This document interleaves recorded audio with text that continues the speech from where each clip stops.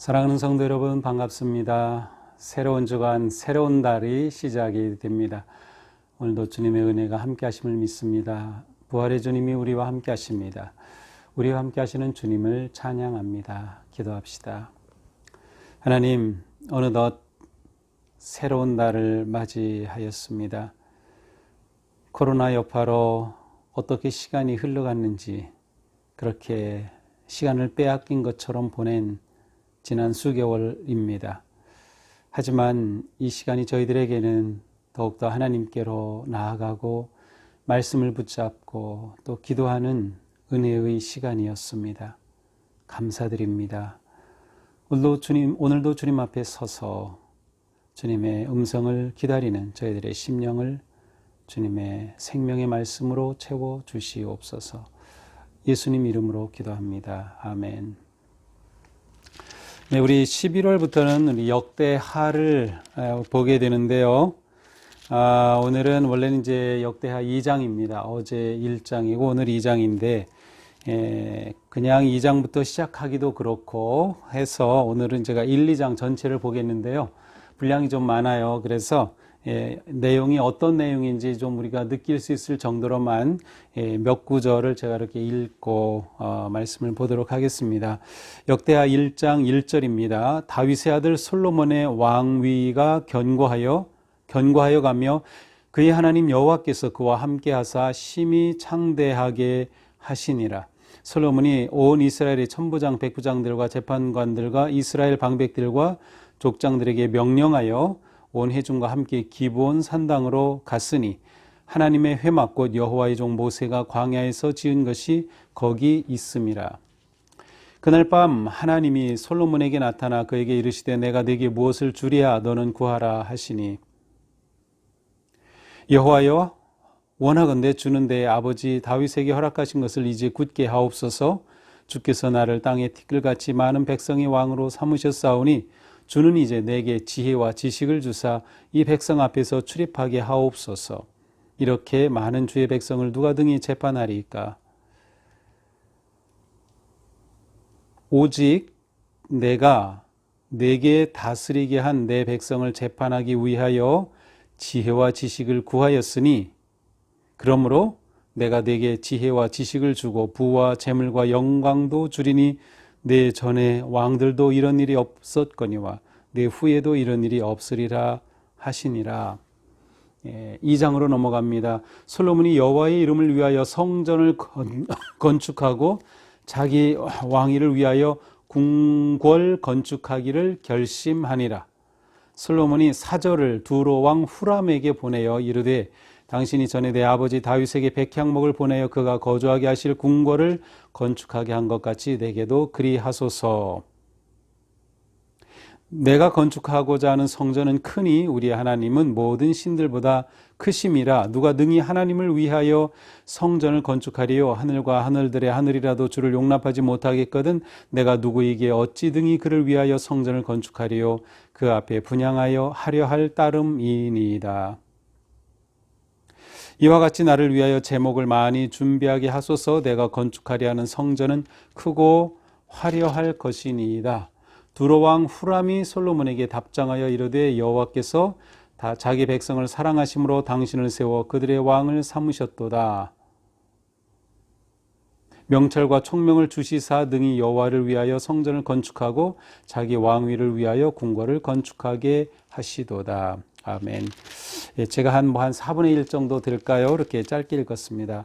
자, 우리가 역대하를 보게 되는데 역대하가 있다는 말은 역대상이 있다는 말이죠. 그래서 우리가 역대상은 이제 이번에는 보지 못하지만 이제 역대상의 이야기는 전부 다윗에 관한 이야기로 보시면 됩니다. 그리고 이제 역대하로 들어와서는 솔로몬과 그 후에 대를 잇는 남쪽 나라 유다 왕들의 이야기입니다.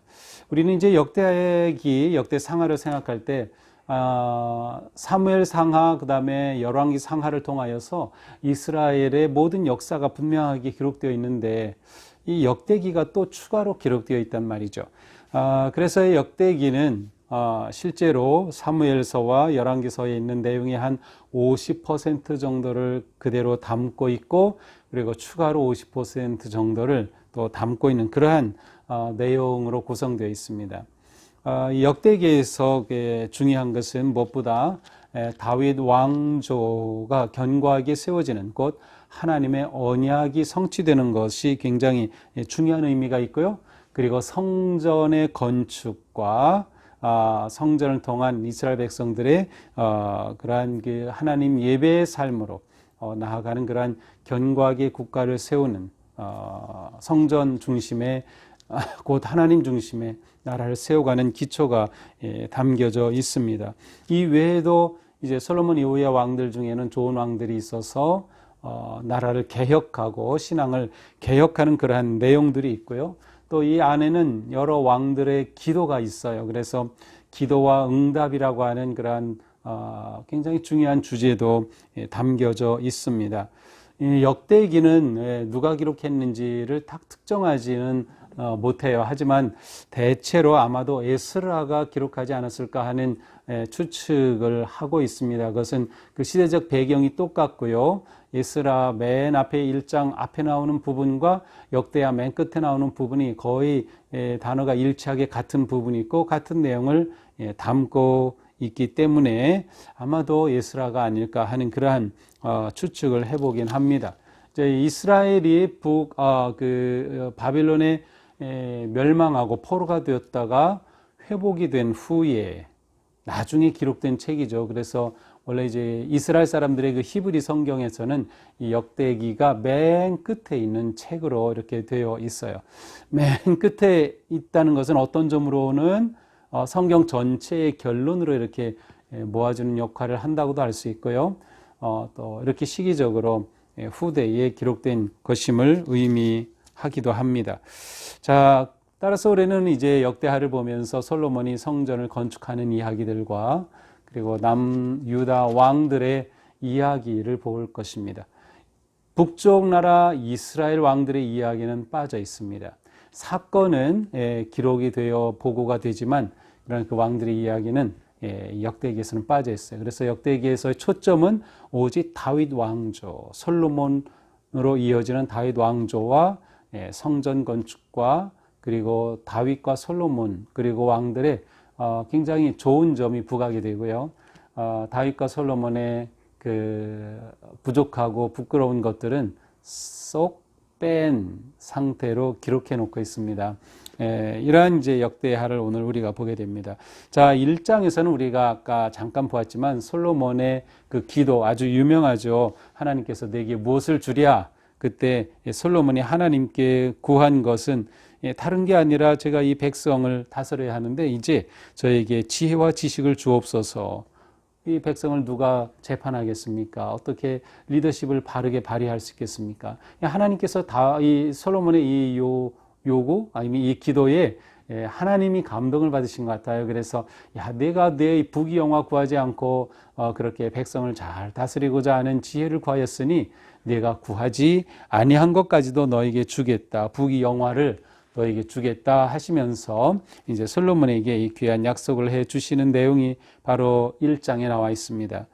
자, 하나님께서 그 솔로몬에게 나타나서 내가 네게 무엇하여 주랴 라고 물으시는 그 날 그 밤 전에 바로 있었던 일이 기브온 산당에 가서 그곳에서 1,000번제를 드린 것입니다. 솔로몬이 드린 1,000번제는 1,000마리의 양을 드린 번제라는 뜻이에요. 우리가 지금 하는 헌금 가운데 1,000번제가 있는데 사실 우리의 헌금 1,000번제와 솔로몬의 1,000번제는 관계가 없고요. 1,000이 의미하는 숫자가 달라요. 그래서 우리가 하는 1,000번제는 1,000번을 하나님께 이렇게 약속하고 또 기도하면서 소원의 제물을 드리는 것입니다. 우리의 1,000번제 헌금을 통하여 하나님 앞에 우리의 삶을 계속해서 헌신해 나가는 굉장히 좋은 그러한 헌신의 길이기도 하죠. 자, 일단은 솔로몬이 이렇게 하나님께서 무엇을 주랴라고 물으시기 전에 하나님을 산당에 가서 예배하고 번제를 드린 것을 볼 수 있어요. 자, 이것은 무엇인가 하면 우리가 하나님 앞에 구하기 전에 먼저 하나님을 기쁘시게 하는 것이 중요하다라는 것입니다. 우리는 하나님께 구하는 것이 우리의 삶이 굉장히 중요한 부분이지만 그러나 구하기 전에 하나님을 기쁘시게 하는 예배의 자리에 있는 것이 얼마나 중요한가. 그날 솔로몬이 하나님을 그렇게 정성으로 1,000마리의 예물을 드려 번제를 드려 하나님을 예배하였을 때 하나님께서 그에게 나타나시고 그에게 무엇하여 주랴 물으시고 또 솔로몬의 간구에 놀랍게 응답해 주심을 볼 수 있습니다. 솔로몬이 구한 것을 이렇게 보면 자세히 지금 볼 수는 없지만 그는 그 소원이 무엇인지 분명했어요. 하나님께 무엇 해주랴? 그때 그는 분명하게 하나님께 대답을 할 수 있었습니다. 그 말은 그가 평소에 늘 그것을 생각하고 있었다는 뜻이에요. 하나님께서 우리에게 내가 네게 무엇 해주랴? 라고 했을 때 우리가 즉각적으로 대답할 수 있을 만큼 그렇게 매일 우리 삶에 갈망하는 그 무엇인가 있는 게 굉장히 중요합니다. 소원이 분명한 것. 그리고 그 소원을 구하는 목적이 분명했어요. 그냥 내가 잘 되기 위해서 복 받기 위해서 그냥 그것이 아니라 하나님이 지혜를 주셔야 그것으로 나를 세우신 왕으로 세우신 그 왕의 리더십을 바르게 발휘할 수 있습니다. 분명한 목적이 있었던 것이죠. 또한 구하는 내용이 중요합니다. 그 목적에 따라서 내용을 구했을 때 하나님의 마음에 딱 들었어요. 그래서 하나님은 놀랍게 응답하여 주신 것이죠. 자, 1장을 통해서 우리는 솔로몬의 구함과 하나님의 응답을 통해 우리의 신앙, 영적인 여정에 있어서 예배가 준비된 그리고 하나님을 기쁘시게 한 사람이 하나님 앞에 구할 때 놀라운 응답의 역사가 일어남을 볼 수 있습니다. 자, 2장은 이제 성전 건축 준비입니다. 성전을 건축하려면 많은 그 자재가 필요하죠. 이 당시에는 건물을 나무로 지었으니까 좋은 목재가 필요합니다. 그래서 2장은 두로 왕 후람에게, 히람이라고도 하고요, 후람에게 솔로몬이 서신 편지를 보냅니다. 그래서 도움을 요청하는 것이죠. 내가 이렇게 성전을 건축하고자 하는데 도와주셔야겠습니다. 우리 아버지 다윗이 궁궐을 건축할 때도 도와주시지 않았습니까? 좀 도와주십시오라고 후람에게 편지를 보낸 내용이 전반부고요. 또 후반부는 후람이 그에 대한 답신을 보내온 내용이기도 합니다. 자, 솔로몬은 분명하게 제가 하나님의 이름을 위하여 성전을 건축하겠다고 분명하게 말해요. 성전 건축의 의지와 함께 성전 건축의 목적이 무엇인가를 분명하게 고백합니다. 6절에 보니까 이런 놀라운 고백이 있어요. 누가 능히 하나님을 위하여 성전을 건축하리요? 하늘과 하늘들의 하늘이라도 주를 용납하지 못하겠거든 내가 누구에게 능히 그를 위하여 성전을 건축하리요? 나는 단지 그 앞에 분향하려 할 따름이니이다. 솔로몬은 성전을 건축하려고 하지만 감히 제가 성전을 건축해서 어떻게 하나님을 이곳에 가둬둘 수 있겠습니까? 그것은 말도 안 되는 일입니다. 그냥 성전을 건축함으로 저는 하나님께 예배하기를 바랄 뿐입니다. 라는 고백이에요. 여기에는 성전에 대한 아주 중요한 성전 신학이 담겨져 있어요. 성전은 하나님을 모신 곳이 아니라 하나님을 예배하는 곳입니다. 이게 중요합니다. 성전을 지으면 하나님이 딱 그 안에 계셔서 하나님이 딱 그곳에 갇혀 머물러 계신 것이 아니에요. 물론 성전은 하나님이 임재하심을 약속해 주신 그곳이죠. 그러나 하나님은 성전에 갇히는 분이 아니다. 성전은 하나님을 모신 곳이 아니다. 우리가 이것에 잘못 빠지면 성전을 우상화할 수가 있어요.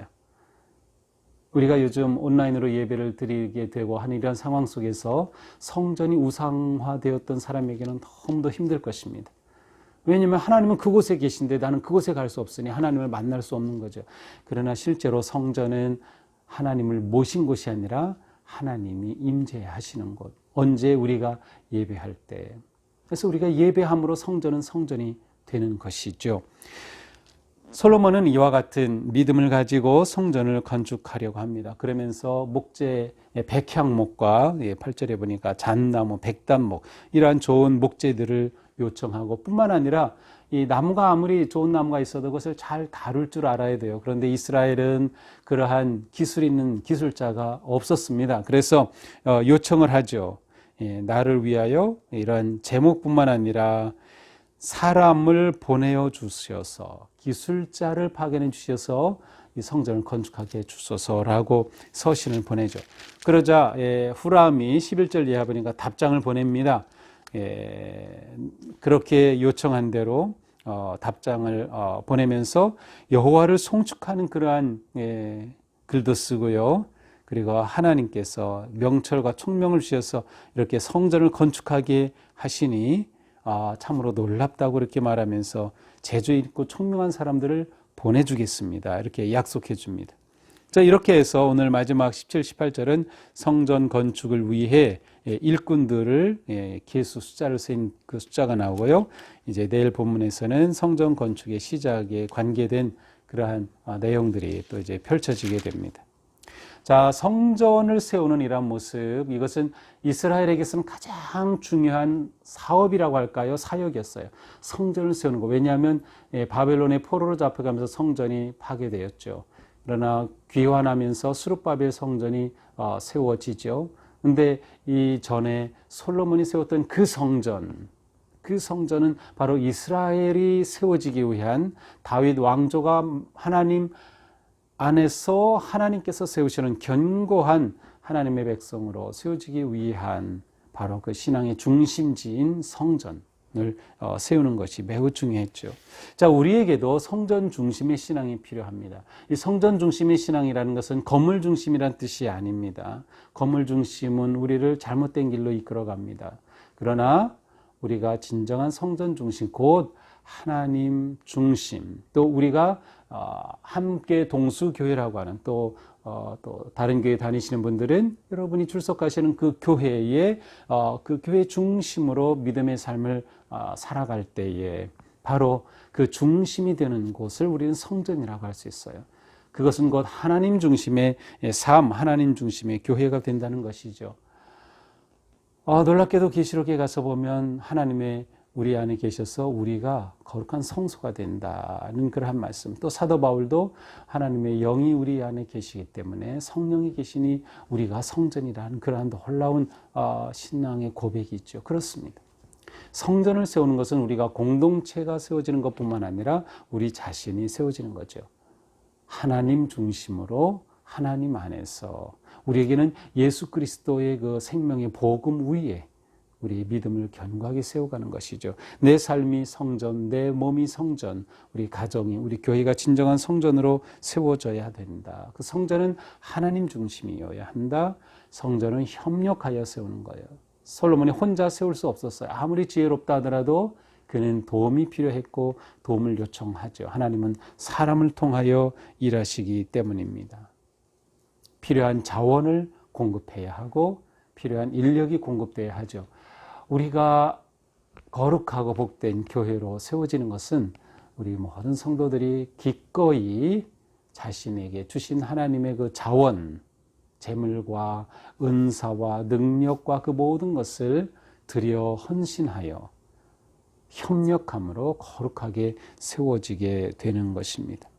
우리의 삶이, 우리의 가정이, 우리 교회가 진정한 하나님의 집으로 거룩한 하나님의 나라로 세워져가는 그러한 모습이 우리에게 계속 일어나게 되기를 기대하고 또 축복합니다.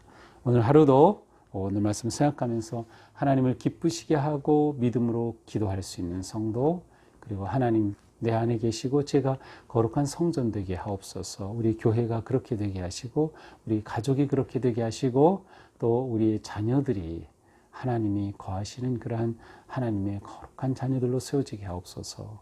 기도하는 마음으로 하루를 승리하기를 축복합니다. 기도합시다. 하나님, 솔로몬을 통하여 유다 왕국을 이루어 가신 그러한 말씀 오늘 처음 보게 됩니다. 우리가 역대하를 통하여서 하나님께서 어떻게 일하시는지, 또 왕들이 어떻게 하나님 앞에서 결단하고 헌신하고 개혁하고 믿음을 세워가는지 앞으로 보게 될 텐데, 무엇보다 저희들의 삶이 하나님 앞에 거룩한 성전으로 세워지게 하여 주시고 우리 교회가 그렇게 세워지게 하여 주시옵소서. 하나님께서 늘 함께 하시고 임재하시며 저희들은 기꺼이 그 하나님의 음성을 기뻐하며 또한 기쁨으로 순종하여 거룩한 믿음의 길을 승리하도록 인도하여 주시옵소서. 예수님 이름으로 기도합니다. 아멘. 네, 오늘도 믿음으로 승리하기를 축복합니다. 사랑합니다.